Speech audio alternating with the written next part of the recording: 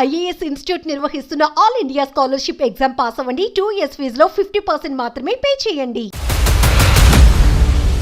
అల్లు అర్జున్ నటిస్తున్న Pushpa 2 cinema release కు Telangana high court green signal ఇచ్చింది. అధిక మొత్తంలో టికెట్ ఛార్జీలు వసూలు చేయడాన్ని అడ్డుకోవాలనే పిటిషన్ పై విచారించిన న్యాయస్థానం చివరి నిమిషంలో సినిమా రిలీజ్ ను ఆపలేమని ఆదేశాలిచ్చింది. తదుపరి విచారణను 2 వారాల వరకు వాయిదా వేసింది.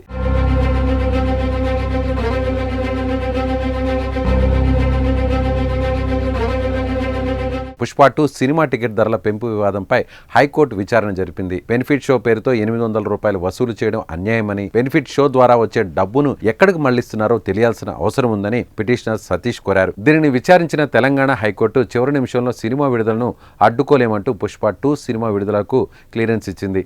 ఈ మేరకు విడుదల చేసుకునేందుకు మైత్రి మూవీ మేకర్స్ కు అనుమతినిచ్చింది.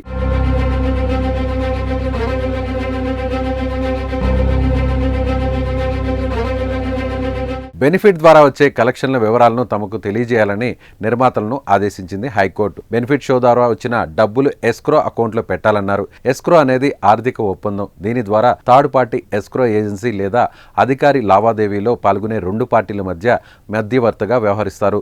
లావాదేవీ ఒప్పందం యొక్క షరతులు నెరవేరే వరకు మార్పిడి చేయవలసిన డబ్బు, ప్రత్యక్షమైన లేదా కనిపించని ఆస్తులపై ఎస్క్రో ఏజెన్సీ నియంత్రణను తీసుకుంటుంది. బెనిఫిట్ షోతో వచ్చే ఆదాయమంతో తెలుస్తుంది.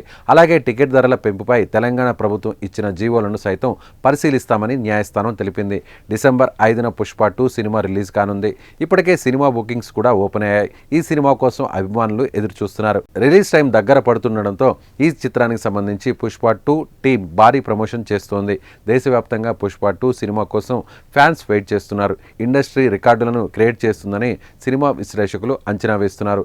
చూద్దాం మరి అల్లు అర్జున్ మానియా ఏ రేంజ్లో ఉంటుందో.